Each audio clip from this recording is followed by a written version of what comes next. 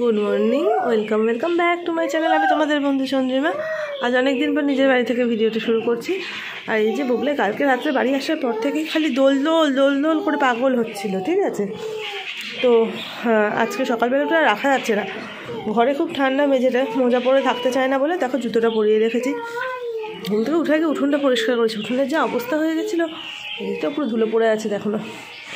যাই হোক, উঠোনটা আমি ঝাড় দিয়ে নিয়েছি, তোমাদের সাথে শেয়ার করছি উঠোনটা পরিষ্কার করার পর কেমন লাগছে। আসলে আমাদের এখানে তো খুব হনুমান এসে উঠোনটা পুরো ছড়াছড়ি করে রেখেছিল। বুবলাইয়ের স্নানের জল রেডি, দেখো আগেই নেমে পড়ছে। এসে দেখছি আমার এই কুন্দ ফুলের গাছটা পুরো শুকিয়ে গেছিলো, নেতিয়ে গেছিলো, শুকিয়ে না নেতিয়ে, তারপর আবার সেটা জল ফল দিয়ে ঠিকঠাক করা হয়েছে। আমার গোপু সোনাকে দেখো, এটা মা ওকে এই বছর শীতে বানিয়ে দিয়েছে, ঠিক আছে। এই পঞ্চুটা মা প্রত্যেক বছর শীতেই মোটামুটি চেষ্টা করে ওকে কিছু একটা বানিয়ে দেওয়ার। তো এই পঞ্চুটা এবছর শীতে মা ওকে বানিয়ে দিয়েছে। আমি গেছিলাম নিয়ে এসেছি নিয়ে। আর ও এর সাথে না এই সবুজ পাগড়িটা পরেছিল, ঠিক আছে, মানে এর সাথে না সবুজ পাগড়িটাই 2-3 দিন ধরে পরছিল। কিছুতেই এই জামাটা পরানোর পর পাগড়িটা আর পরলো না, মানে যতবার পরেছে খুলে যাচ্ছে। তারপর প্রতিদেবকে আমি এই হলুদ পাগড়িটা বের করে দিলাম ম্যাচিং করে, মানে এটা পরেই দেখো তো থাকছে কি না। ওমা, ওটা সেট হয়েছে। আমার গপু সোনাও এখন ম্যাচিং পরতে চায়। তো সবাই তোমরা জানিও, এই আজ থেকেই শীতের পোশাক পরা শুরু করলো। কেমন লাগছে আমার গপু সোনাকে?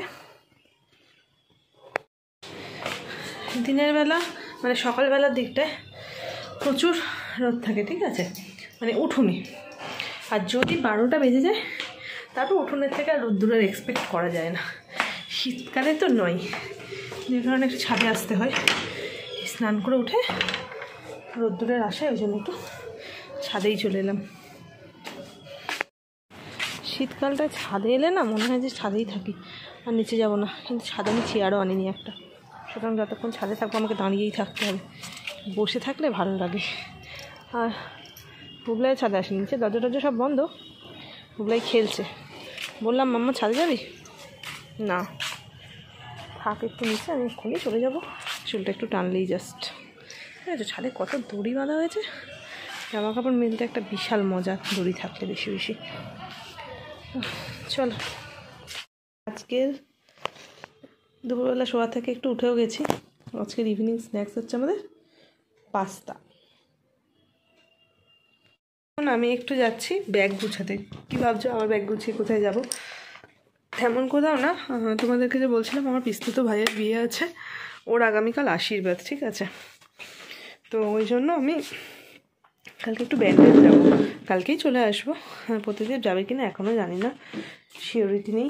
তো ওই জন্য ব্যাগটা একটু গুছাতে এসেছি। তো চলো, আমার তো কিছুই নেওয়ার নেই, বুবলার 2-4টে জামা কাপড় যা নেবো নিয়ে নিই। ঠিক আছে, বুবলাকে ফুল প্যান্টটা পরাবো, তার আগেই একবার পরানো হয়ে গেছিলো, বাবাই রেডি করে দিল, ও ইতিহাস রচনা করলো, যে কারণে আবার সব খুলিয়ে দিতে হলো। তো চলো, আজকের ভিডিওটা এখানেই শেষ করছি। আজকে বুবলা এবারটাই শোবে। পরবর্তী ভিডিও আসা পর্যন্ত তোমরা সবাই ভালো থেকো, সুস্থ থেকো, হাসতে থাকো।